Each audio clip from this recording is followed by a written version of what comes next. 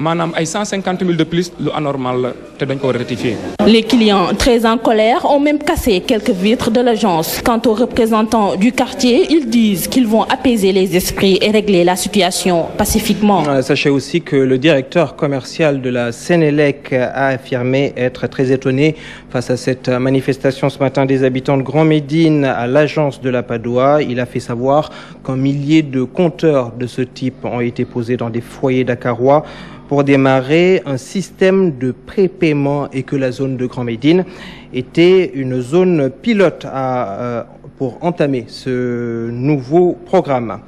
Également dans l'actualité, une assemblée générale d'étudiants ce matin, des étudiants orientés dans les universités privées aux frais de l'État. Ils réclament 10 mois d'arriérés de bourse, des bourses donc d'études qui sont restées pour le moment impayées. Ils veulent aussi bénéficier des œuvres du COUD. Abdouaziz Sow et Germaine Dior. C'est le cri de cœur de ces étudiants. Pas d'accès au service social du COUD. Ces étudiants orientés dans le privé se plaignent de leurs conditions d'études. Nous sommes exclus du campus social. On n'a pas droit à l'accès au campus social. On n'a pas droit à la restauration universitaire. On n'a pas droit d'accéder à la bibliothèque universitaire. On n'a pas le droit de loger dans les pavillons de l'UCAD. On n'a pas le droit de bénéficier d'aucun de ces privilèges des universités publiques. En première année, ils étaient plus de 5000 étudiants. Selon eux, nombreux n'ont pas pu accéder en deuxième année à cause de ces situations. Ils fustigent les critères de sélection pour l'obtention d'une bourse. L'étudiant qui est en deuxième année et qui avait une aide de 60 000 l'année dernière, qui faisait presque les 99% parmi nous, cet étudiant-là, s'il n'a pas une mention bien ou très bien, il n'aura pas sa bourse, alors qu'il est en deuxième année. Il redit que l'étudiant qui avait une bourse l'année dernière, quelle que soit sa position, qu'il est en deuxième année ou bien qu'il reprend, il perçoit encore sa bourse. Vous voyez ce paradoxe-là. Donc, cet effectif restreint qui s'est décarcassé pour arriver en deuxième année, quel que soit le nombre de crédits, je pense que l'octroi une bourse devrait être une récompense, mais pas le privé de ce droit absolu qui est là. Ventre affamé n'a point d'oreille, ces étudiants réclament de meilleures conditions sociales pour poursuivre leur cursus. Les autorités sont interpellées.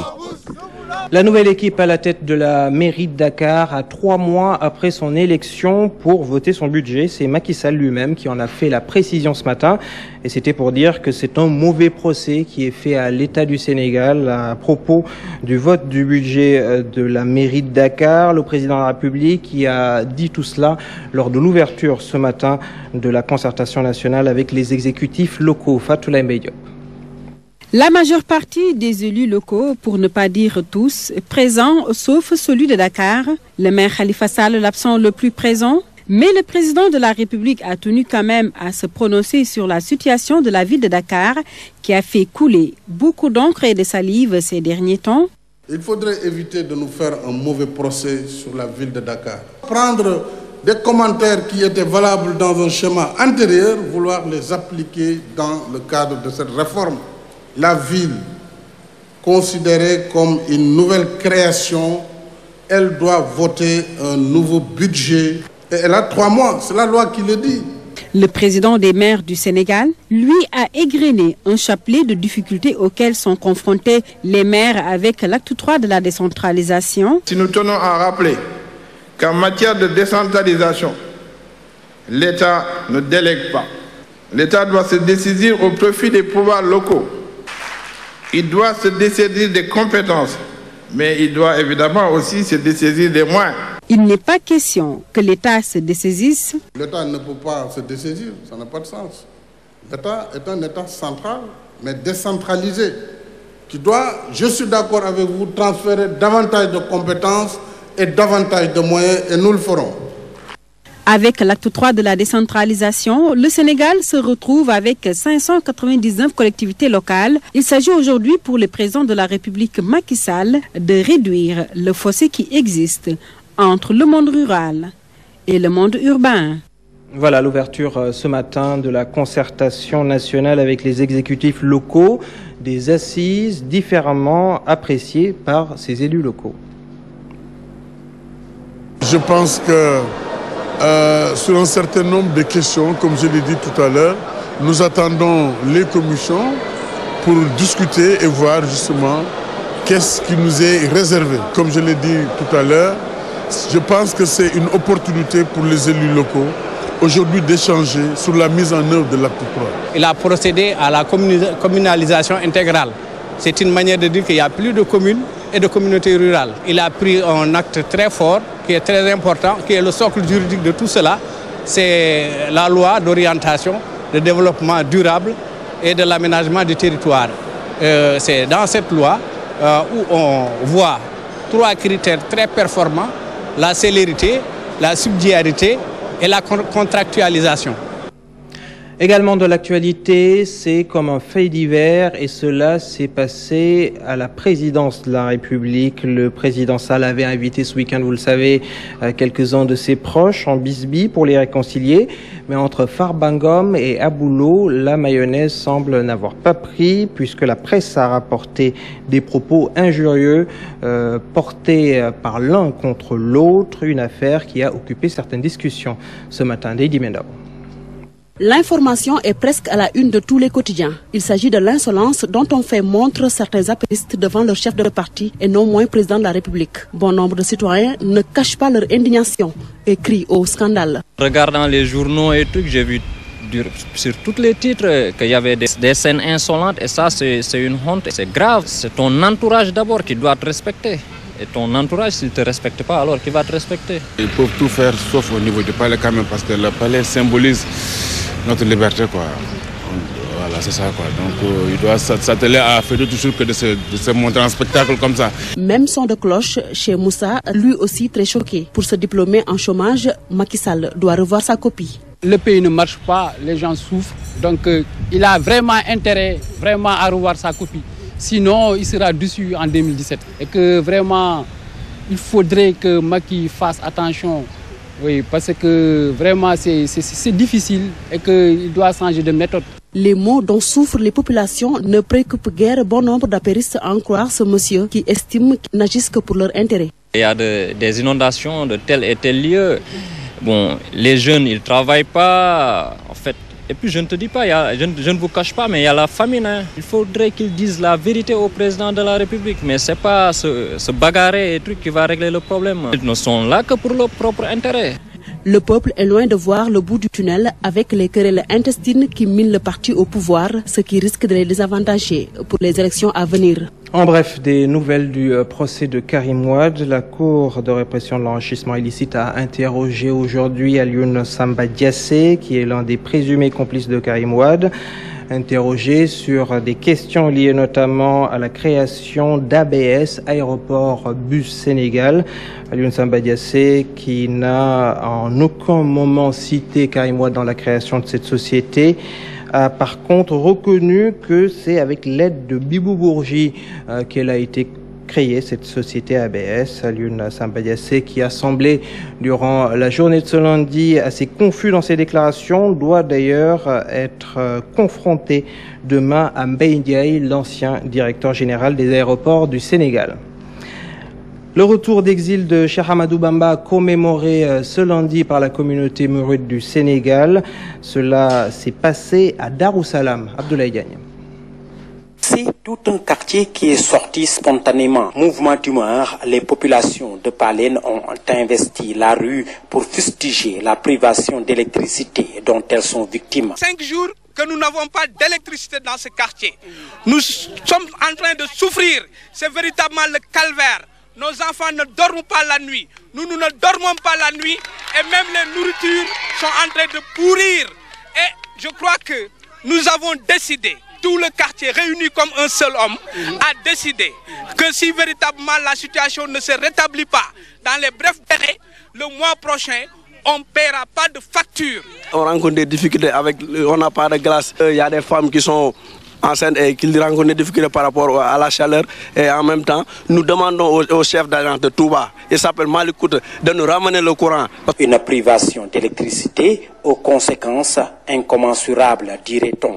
Je dis que la situation est extrêmement grave. Au niveau du quartier également, on ne parvient pas à fermer l'œil. Nous sommes à la veille de la Tabaski. Aujourd'hui, dans chaque maison au moins, il y a un mouton.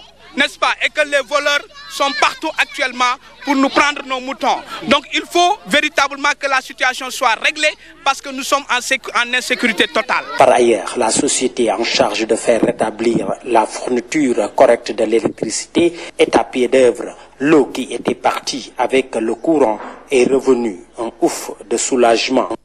Voilà, il me semble que Abdoulaye Diagne nous parlait ici de problèmes de fourniture d'électricité à Touba et non de la commémoration du retour d'exil de Cheikh Ahmadou Bamba, commémoration qui se déroule à Darussalam et qui devait se dérouler aujourd'hui. Nous espérons pouvoir vous en parler à 20h30, certainement, dans l'édition Wolof. Un coup d'œil avant de terminer sur un casse-tête, le mouton de Tabaski. Des chefs de famille musulmanes n'ont pas toujours les moyens d'amener chez eux le mouton à la hauteur des espérances des épouses. C'est un reportage de Mokheli Bass. L'islam ne demande à personne d'outrepasser ses moyens. Si vous n'avez pas de bélier, vous pouvez sacrifier une brebis ou une chèvre, etc. Les recommandations de l'islam à ce sujet sont très claires, mais dans la société sénégalaise, l'on procède souvent autrement. Il y a des femmes qui ne permettent pas que leurs époux sacrifient une chèvre. Elles préféreraient abandonner le domicile conjugal plutôt que de célébrer la Tabaski avec une chèvre. Pourtant, des femmes rencontrées soutiennent qu'il faut s'en tenir à l'alternative. Si je suis vraiment certaine qu'il n'y a aucune autre alternative qu'une chèvre, alors j'accepte. À quelques semaines de la célébration de la Tabaski, le mouton ne bêle pas encore dans bien des foyers. Voilà le casse-tête du mouton Tabaski pour les chefs de famille. Nous passons à l'actualité sportive maintenant.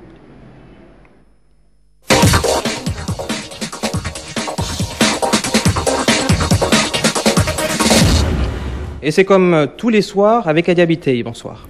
Bonsoir Amadoula Bassal et nous ouvrons cette page avec le démarrage des phases nationales prévues demain à Tambacounda. 20 ASC vont compétir lors de ces 28e éditions des phases nationales de Navétane prévues du 16 au 28 septembre. Plusieurs volets seront au programme. Les compétitions sportives vont se tenir à Tamba et Bakel. Pour le volet culturel, ce sont les départements de Goudiri et Goudomp qui vont abriter ces échanges. Le budget de ces phases nationales s'élève à plus de 72 millions de nos francs et durant ces 2 semaines de compétition, un accent particulier sera mis sur la sensibilisation sur le virus Ebola. L'AS Farba de Yeumbeul, l'unique représentant de Dakar à ces phases nationales, a pour ambition d'effectuer une bonne participation, mais peine à boucler son budget qui tourne autour de 8 millions de nos francs.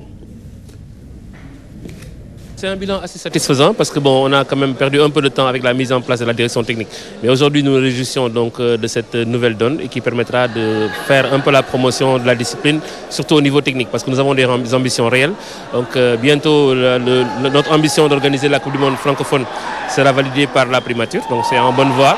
Et de ce point de vue-là... C'était plutôt la réaction du président de la Fédération sénégalaise de taekwondo, Fodé Sakho, qui s'est incrusté à la place de la réaction du premier vice-président de Farba, Babacar Dia, et du coach Djibi Ndiaye. Nous y reviendrons certainement avant la fin de cette édition. À Bignona, on a joué les finales départementales à Djignagui dans l'arrondissement de Kataba 1, Kaboumbe en cadet et Kafountine en senior ont été sacrés. Youssou Diédiou, le président de l'OTCA, va profiter de ces finales départementales pour lancer un message aux autorités sur la situation de cette localité à Dara. Par contre, lors du match Manko-Dandé, les supporters des deux ASC en sont venus aux mains suffisantes pour que les deux formations soient suspendues par les instances pour le reste de la saison. Et nous passons cette fois-ci au taekwondo, c'est la bonne. Fodé Sakho tire un bilan satisfaisant de la saison 2013-2014. Certes, du retard a été accusé lors de la mise en place de la direction technique nationale. Mais si l'on se fie au déroulement des compétitions, aux préparatifs et à l'organisation prochaine de la Coupe du Monde francophone qui va se tenir à Dakar du 29 au 30 octobre à Dakar, le président de la Fédération sénégalaise de taekwondo décerne un satisfecit total. C'est un bilan assez satisfaisant parce que bon, on a quand même perdu un peu de temps avec la mise en place de la direction technique. Mais aujourd'hui, nous nous réjouissons donc de cette nouvelle donne et qui permettra de faire un peu la promotion de la discipline, surtout au niveau technique, parce que nous avons des ambitions réelles. Donc bientôt, notre ambition d'organiser la Coupe du Monde francophone sera validée par la primature. Donc c'est en bonne voie. Et de ce point de vue-là, la direction technique aura du travail à faire au niveau du renforcement des capacités techniques de nos combattants pour pouvoir remporter le maximum de médailles d'or. C'est la raison pour laquelle nous espérons beaucoup de l'organisation de cette Coupe du Monde francophone, parce que ce sera l'occasion pour la France et l'Union mondiale francophone de mettre à la disposition de la Fédération sénégalaise de taekwondo beaucoup de matériel, beaucoup de plastrons électroniques, donc beaucoup de vidéos replay, l'ensemble des moyens nécessaires pour pouvoir être à niveau. On aura aussi des tapis qu'on utilisera pour la première fois en 2016 à Rio. Donc c'est des innovations de taille sur lesquelles nous souhaitons vraiment mettre l'accent, pouvoir les accueillir à Dakar et essayer de remporter le maximum de médailles d'or. Tennis à présent, la discipline veut se rapprocher davantage de la population, d'où l'organisation du tournoi dénommé Open Expa Dakar, qui regroupe près de 200 joueurs du Sénégal et de la sous-région pour 4 semaines de compétition. Depuis que je suis là, j'ai dit investissons dans la petite catégorie. Nous connaissons déjà le chemin. On a été les premiers. Il n'y a pas de raison que nous ne puissions pas faire en sorte de revenir encore à ce niveau. C'est quoi le secret? C'est d'abord développer un centre national de formation. Nous sommes partis pour. C'est ensuite et surtout être en relation avec le ministère pour développer les infrastructures. Mais encore une fois, c'est investir sur la petite catégorie. Et c'est pourquoi nous avons décidé d'aller faire le tennis à l'école. Nous avons un plan quadriennal qu'on a mis en place depuis l'année dernière. Nous allons peut-être avoir des pistes pour voir comment faire pour que le Sénégal reprenne sa place d'antan. Nous reparlons à présent des Navétanes avec Laïs Farba, je vous l'annonçais tantôt, l'unique représentant de la région de Dakar à ces phases nationales qui démarrent demain à Tambacounda a pour ambition d'effectuer une bonne participation. Je vous propose de suivre la réaction du premier vice-président et de l'entraîneur Djibi Ndiaye. On a eu un budget de 8 millions. Le seul geste qu'on a eu, c'est 1 million du directeur de l'ARTP, plus un geste de l'ORCAV de Dakar.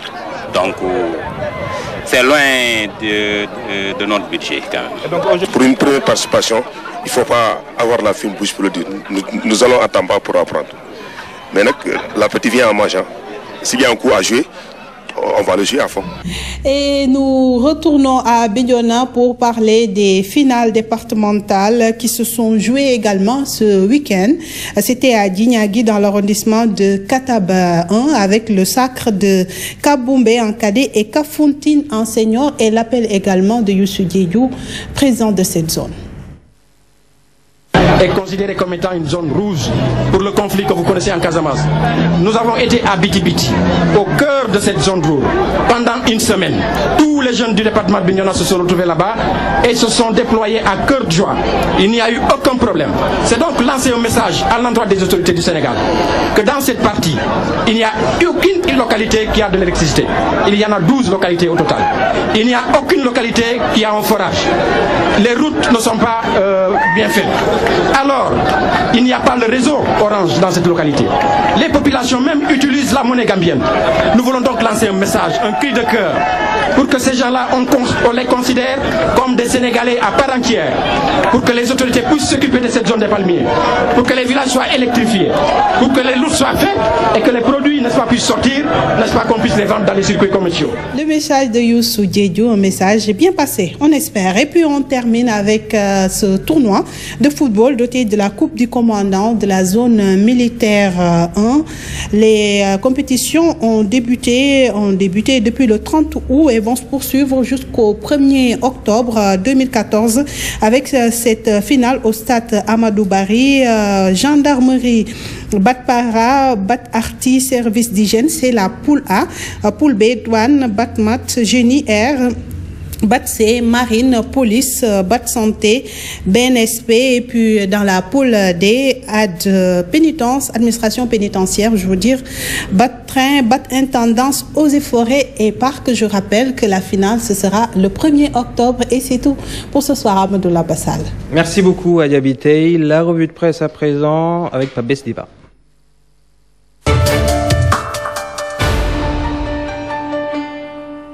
Bonjour. Les conclusions du rapport balistique sur la mort de Bassirou Faye ne laissent guère de doute d'après Libération. Il est établi que l'arme ayant tué l'étudiant est un calibre 9 mm et le journal de révéler que les enquêteurs portent de forts soupçons sur un élément du groupement mobile d'intervention qui n'a pas encore quitté l'école nationale de police.